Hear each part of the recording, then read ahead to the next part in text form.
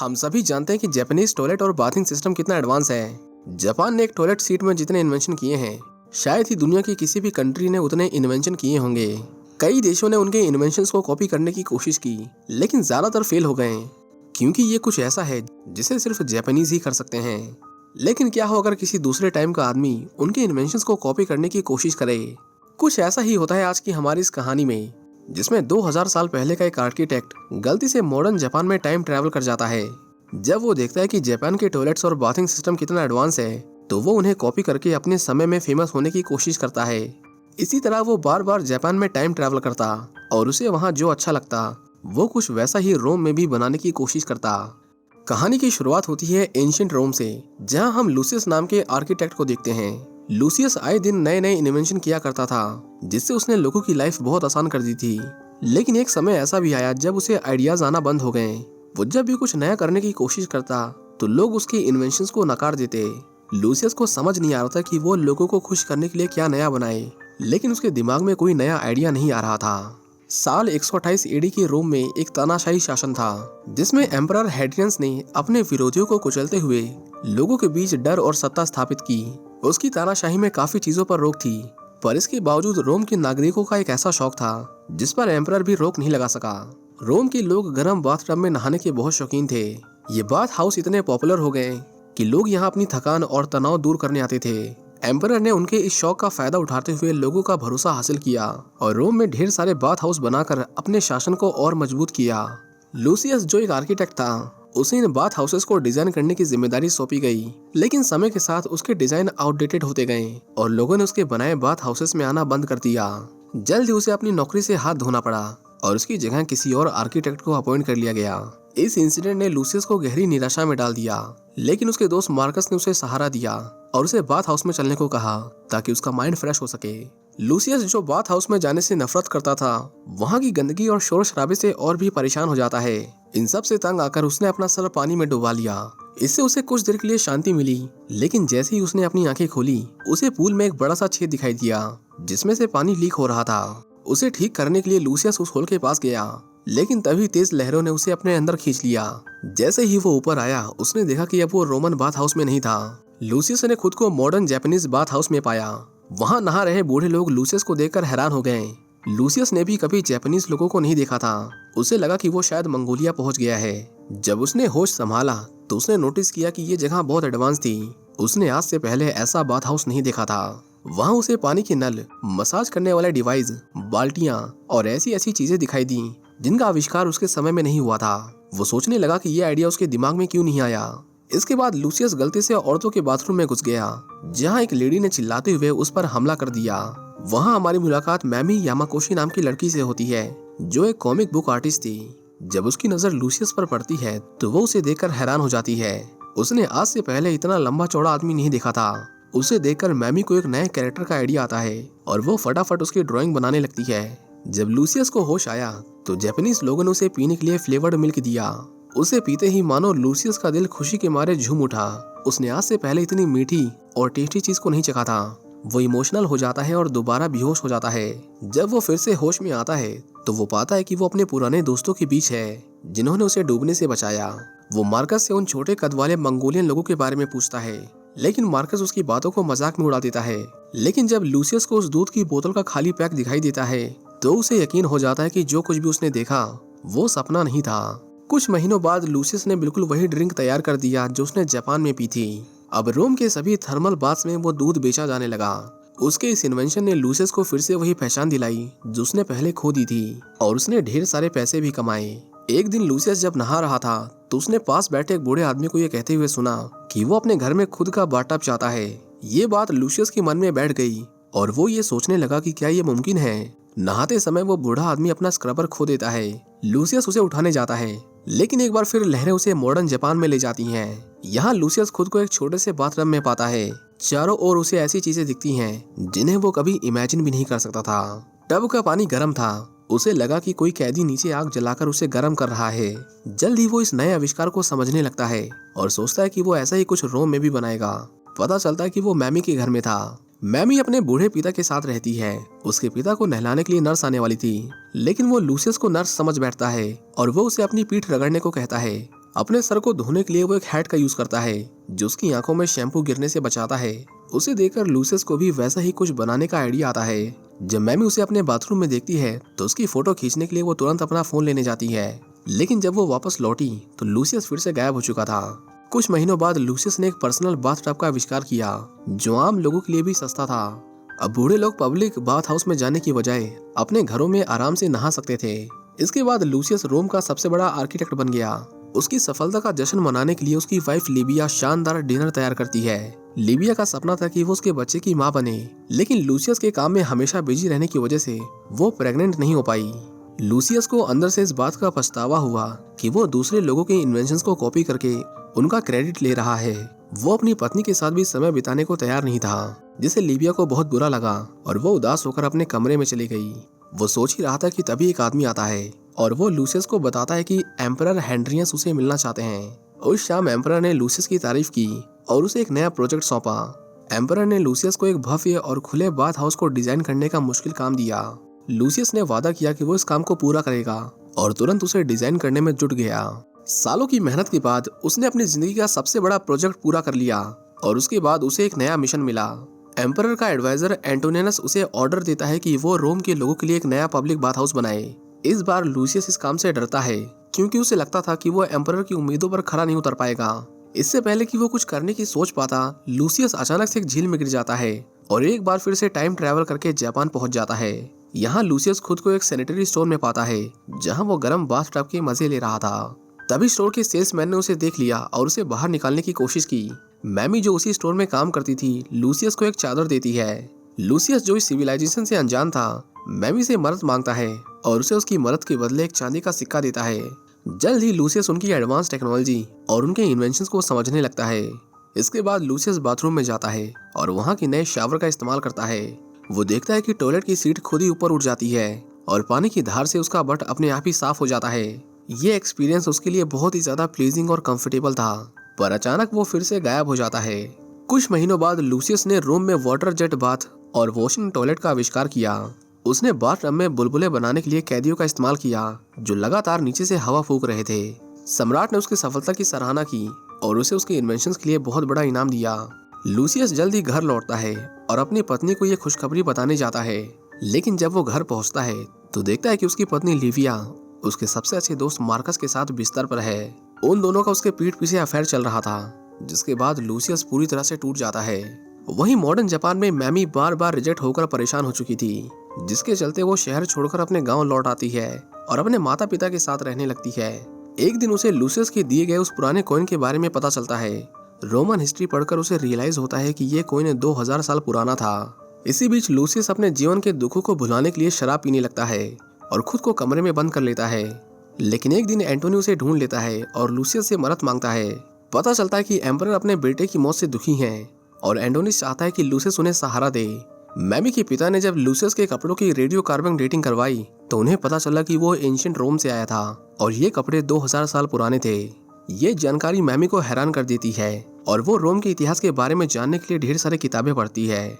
उन्हीं में से एक किताब में लूसियस का जिक्र होता है और उसे पता चलता है कि वो 2000 साल पहले रोम का आर्किटेक्ट था जो एक दिन अचानक से कहीं गायब हो गया। वहीं दूसरी ओर यामाकोशी की माँ उसका रिश्ता तय कर देती है और उसे उसके पसंद किए हुए लड़के के साथ डेट पर जाने को कहती है। एक रात लूसियस और एंटोनी राजमहल के बड़े बाथ हाउस में जाते हैं जिसे बहुत समय से इस्तेमाल नहीं किया गया था। लूसियस वहाँ सियोनियस को देखता है जो एक लड़की के साथ जबरदस्ती कर रहा था। दोनों मिलकर उसे रोक लेते हैं, जिसके बाद सियोनियस नाराज होकर वहाँ से चला जाता है। एंटोनी लूसियस को बताता है कि एम्परर के बेटे की मौत के बाद सियोनियस उनकी कुर्सी का आखिरी दावेदार है। उसे लड़कियां और रोम की औरतें बिल्कुल पसंद नहीं करती और अगर वो एम्परर बना तो सब कुछ बर्बाद कर देगा। लूसियस पूल को खाली करने के लिए पानी में उतरता है, लेकिन जैसे ही वो चैन खींचता है वो फिर से जापान में पहुंच जाता है। लूसियस खुद को एक मगरमच्छ के पिंजरे में फंसा पाता है। मैमी और उसका होने वाला पति जो फॉर्चुनेटली उसी जू में थे लूसियस को देख लेते हैं और उसे बचाने की कोशिश करते हैं। यामाकोशी का फियोंसे उसके लिए कपड़े लेने जाता है, लेकिन लूसियस यामाकोशी को गोद में उठाता है और उसे उनकी सिविलाइजेशन के बारे में सब कुछ बताने को कहता है। वो दोनों एक गार्डन में पहुंचते हैं। यहाँ लूसियस पहली बार बनाना खाता है और उसके स्वाद से हैरान रह जाता है। उसे ये फल इतना पसंद आता है कि वो इसे रोम में भी उगाने का तरीका खोजने की ठान लेता है। मैमी उसे अपने शहर की खास जगहें दिखाने ले जाती है जब वे एक दुकान में तीरंदाजी की प्रैक्टिस कर रहे होते हैं, तभी लूसियस देखता है कि एक छोटा बंदर उसका बनाना चुराकर भाग रहा है। वो तुरंत उसे पकड़ने के लिए जंगल की ओर दौड़ पड़ता है। जंगल में पहुंचकर लूसियस को एक बड़ा और खुला बाथटब दिखाई दिया। ये देखकर उसे एम्परर की बात याद आती है, जिसमें उसने लूसियस को बिल्कुल ऐसा ही बाथटब बनाने को कहा था। वो पानी में उतरकर आराम करने लगता है। तभी उसे पानी में तैरता हुआ केले का छिलका दिखता है। वो उसे पकड़ने के लिए आगे बढ़ता है, लेकिन अगले ही पल वो अपनी दुनिया में लौट आता है। एंटोनी उसे बताता है कि वो लगभग डूबने ही वाला था, पर उसने उसे बड़ी मुश्किल से बचाया। कुछ महीनों बाद लूसियस जापान से लाए गए केले के पौधे को रोम में लगाता है और एम्परर के लिए एक शानदार खुला बाथटब बनाता है। इसके बाद लूसियस रोम लौटने की तैयारी करता है, लेकिन रास्ते में उसे एक चौंकाने वाली खबर मिलती है। एम्परर ने उसे एक लेटर भेजा था, जिसमें लिखा था कि वो सियोनियस को नया एम्परर बनाने जा रहे हैं। इसके लिए लूसियस को सियोनियस के नाम पर एक पब्लिक बाथ हाउस बनाना होगा, ताकि लोग उसे अपना नया नेता माने। लूसियस सिलोनियस से मिलने जाता है, लेकिन वो देखता है कि वो एक और लड़की को रिझाने में लगा हुआ है। ये देखकर लूसियस को गुस्सा आ जाता है और वो ये काम करने से मना कर देता है। सियोनियस उसे धमकाता है कि अगर उसने एम्परर के आदेश का पालन नहीं किया तो उसे इसकी सजा भुगतनी होगी। इसी बीच एक इंजीनियर जो लूसियस की वजह से बेरोजगार हो चुका था, उस पर हमला कर देता है। वो लूसियस पर चाकू से वार करता है और गुस्से में उसे कुएं में धक्का दे देता है, जिससे लूसियस बेहोश हो जाता है। और जब उसे होश आता है तो वो खुद को यामाकोशी के बोर्डिंग हाउस में पाता है। वहाँ के बुजुर्ग लोग उसे गर्म फर्श पर लेटाते हैं ताकि उसकी चोट जल्दी ठीक हो सके। बाद में मैमी उसे झरने में नहलाने के लिए ले जाती है। वहाँ की पानी में मौजूद मिनरल्स उसकी चोटों को ठीक करने में मदद करते हैं। लूसियस देखता है कि वहाँ कई बुजुर्ग सैनिक भी थे, जो लड़ाई में गंभीर रूप से घायल होने के बाद भी जिंदा थे। ये देखकर वो हैरान रह जाता है। हालांकि उनमें से कोई सैनिक नहीं था, उनके पास छोटे मोटे एक्सीडेंट हुए थे। वहाँ लूसियस पहली बार शराब पीता है और उसे पीते ही उसका गला जलने लगता है। उसे लगा कि उसे जहर दिया गया है और घबराहट के मारे वो पानी से बाहर निकल आता है। मैमी उसे तुरंत झरने का पानी पिलाकर उसका नशा उतारती है। उस दिन पहली बार लूसियस और यामाकोशी के बीच बातचीत होती है, क्योंकि यामाकोशी ने थोड़ी थोड़ी उसकी भाषा सीख ली थी। हालांकि उस समय लूसियस शराब के नशे में था और दोनों गलती से बाथटब में गिर जाते हैं। जब लूसियस होश में आता है तो वो सिलोनियस को अपने सामने खड़ा पाता है। सियोनियस उसे मैमी के बारे में पूछता है। तभी लूसियस को पता चलता है कि मैमी भी उसके साथ रोम में आ गई थी। वो उसे वापस उसके घर भेजने की कोशिश करता है, लेकिन सियोनियस उसे पकड़ लेता है। वो मैमी के साथ बदतमीजी करता है, लेकिन एंटोनी ने उसे समय रहते बचा लिया। हालांकि जाते जाते सियोनियस लूसियस को ये वार्निंग देता है कि वो अपनी इस बेइज्जती का बदला जरूर लेगा। लूसियस फैसला करता है कि वो सियोनियस के नाम पर बाथ हाउस नहीं बनाएगा, भले ही इसके लिए उसे अपनी नौकरी और शहर छोड़ना पड़े। उसे पता था कि अगर एम्परर को मना किया तो वो लोग उसे वॉर में भेज देंगे, जहां वो मारा जाएगा। उधर मैमी उसे ढूंढने के लिए पूरे शहर में घूमती है, लेकिन वो उसे कहीं नहीं पाती। मैमी को अचानक अनाउंसमेंट सुनाई देती है कि पैनोनिया का नया गवर्नर एंटोनी को बनाया गया है।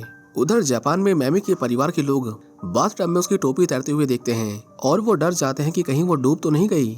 मैमी के पिता बिना देर किए पानी में कूद पड़े, लेकिन लहरों ने उन्हें अंदर खींच लिया। उन्हें बचाने के लिए उनके दोस्त भी पानी में कूदते हैं और देखते ही देखते वो सभी एंशिएंट रोम में पहुंच जाते हैं। इस बीच रोम में लूसियस को वॉर में भेजने की तैयारी चल रही थी। एम्परर ने उसे बुलाया और उसे ऑर्डर दिया कि वो अपना आखिरी काम पूरा करे, लेकिन लूसियस ने साफ मना कर दिया। उसने कहा कि वो सियोनियस जैसे आदमी के लिए अपने सिद्धांतों के खिलाफ नहीं जाएगा, चाहे मेरी जान ही क्यों ना चली जाए। एम्परर ने गंभीरता से उसकी ओर देखा और कहा कि तुमने हमारी बहुत सेवा की है, लेकिन अब मैं तुम्हें फिर कभी नहीं देखना चाहता। लूसियस, जिसे अब मौत का डर नहीं था, लड़ाई में जाने के लिए तैयार हो गया। रास्ते में उसे एक ऐसी जगह मिली जहाँ का पानी जापान के झरनों की तरह चमत्कारी था। उसने सोचा कि उसे यहीं एक बाथ हाउस बनाना चाहिए। जब लूसियस अपने घर पहुंचा तो मैमी उसे देखकर दौड़ पड़ी और उसे गले लगा लिया। लेकिन इसके बाद उसने लूसियस को बताया कि एंटोनी को 5 साल के लिए पैनोनिया भेजा जा रहा है। लूसियस तुरंत समझ गया कि यह सियोनियस की चाल थी। उसने एंटोनी से बदला लेने के लिए उसे दूर भेजने की प्लानिंग बनाई। ये सुनकर मैमी और भी डर गई। उसने बताया कि रोमन हिस्ट्री बदल रही है। असल में पैनोनिया में सियोनियस को भेजा जाना था, जहां वो प्लेग की बीमारी से मर जाता और एंटोनी रोम का अगला एम्परर बनता। लेकिन अब सब कुछ उल्टा हो गया था। लूसियस ने तुरंत सम्राट से मिलने का फैसला किया। उसने कहा कि मैंने अपना मन बदल लिया है, मैं बाथ हाउस बनाऊंगा, लेकिन सियोनियस के नाम पर नहीं। वो घायल सैनिकों के लिए बाथ हाउस बनाना चाहता था, ताकि वहाँ के गर्म पानी से उनके घाव जल्दी भर सकें और उनकी सेना को युद्ध को जीतने में मदद मिले। उसने अपने इस आइडिया का क्रेडिट एंटोनी को दिया, ताकि एम्परर की नज़र में उसकी इज्जत और बढ़ जाए और वो उसे पैनोनिया ना भेजे। एम्परर को उसका ये आइडिया पसंद आया। उसने तुरंत लूसियस को इस काम को पूरा करने की परमिशन दे दी लूसियस ने कैदियों के साथ मिलकर काम शुरू किया, लेकिन हफ्तों की मेहनत के बावजूद काम बहुत धीरे धीरे आगे बढ़ रहा था। उसी समय मैमी ने देखा कि कुछ सैनिक बुजुर्ग लोगों को बंदी बना रहे थे। ये कोई और नहीं बल्कि उसके पिता और उनके दोस्त थे। मैमी दौड़कर उनके पास गई और उन्हें समझाने लगी कि वो कहां से आए हैं। उसके पिता, जो पहले उलझन में थे, जब ये जाना कि उनकी बेटी बाथ हाउस बनाने में लूसियस की मदद कर रही है, तो उन्होंने भी उसका साथ देने का फैसला किया। सैनिकों ने उन सभी को आजाद कर दिया और वो लूसियस के साथ मिलकर काम करने लगे। कुछ ही हफ्तों में एक शानदार बाथ हाउस बनकर तैयार हो गया। कैंप के चारों ओर ट्रीटमेंट के लिए गर्म पानी के बाथटब बनाए गए, जहां घायल सैनिक अपने घावों को धो सकें। कई महीनों तक युद्ध चलने के बाद आखिरकार रोम की सेना ने जीत हासिल कर ली। सैनिकों के लिए बने शानदार बाथ हाउस ने उनकी जीत में अहम भूमिका निभाई और उन बूढ़े लोगों को हीरो की तरह सम्मान दिया गया। जीत का जश्न मनाने के लिए वो लोग एक साथ इकट्ठा होते हैं। मैमी भी लूसियस के पास बैठ गई, लेकिन तभी अचानक तेज हवा का झोंका आया, जिससे जलती हुई चिंगारियां चारों ओर फैल गईं, जिसकी वजह से फ्यूचर से आए सभी लोग एक एक करके गायब होने लगे। ये देखकर मैमी की आंखों में आंसू आ गए। लूसियस को तुरंत समझ आ गया कि मैमी के साथ भी वही हो रहा है जो पहले उसके साथ हुआ था। जब भी वो जापान में रोता था तो वो रोम में लौट आता था। लूसियस ने जल्दी से उसका हाथ पकड़ लिया और कहा कि हम फिर मिलेंगे और मैं तुम्हें ढूंढ लूंगा। कुछ हफ्तों बाद रोम में एक बहुत बड़ी सेरेमनी हुई। एम्परर ने उन सभी सैनिकों को सम्मान दिया जिन्होंने इस युद्ध में हिस्सा लिया था।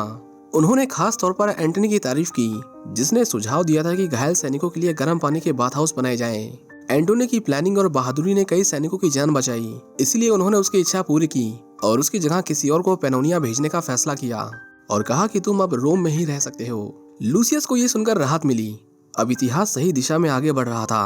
उसी सेरेमनी में लूसियस को भी सम्मानित किया गया। एम्परर की मौत के बाद एंटोनी ने रोम की राजगद्दी संभाली और उसके शासन में साम्राज्य ने शांति और समृद्धि देखी। लेकिन सियूनियस के लिए यह समय कठिन साबित हुआ। उसे पेनोनिया का गवर्नर बनाया गया, लेकिन वहां प्लेग फैलने की वजह से उसकी मौत हो गई। लूसियस ने रोम में कई शानदार बाथ हाउस बनाए और इतिहास में अपना नाम दर्ज करा लिया, लेकिन उसके बाद वो कहाँ गया कोई नहीं जानता। रोम में उसकी कहानी खत्म हो गई थी, पर उसके आगे का सफर किसी को नहीं पता था। वहीं दूसरी ओर जापान में जब यामाकोशी अपनी आंखें खोलती है तो पाती है कि वो अपने घर में ही थी। रोम में इतने महीने बिताने के बाद भी जापान में उसका एक दिन भी नहीं गुजरा था। कुछ दिनों बाद जब यामाकोशी अपने घर लौट रही थी, उसे नदी के पास हल्की सी आवाज सुनाई दी। उसने जब ध्यान से पानी की ओर देखा तो पाया कि लूसियस वापस लौट आया था। उसे देखकर यामाकोशी की आंखों में आंसू आ गए और उसने उसे गले लगा लिया। इसी के साथ ये मूवी यहीं खत्म हो जाती है। उम्मीद करते हैं कि आपको ये वीडियो पसंद आई होगी। अगर आप हमारे चैनल पर नए हैं तो चैनल को सब्सक्राइब जरूर करें और बेल आइकन को दबाना ना भूलें, ताकि जब भी हम नया वीडियो लाएं आपको उसका नोटिफिकेशन सबसे पहले मिले।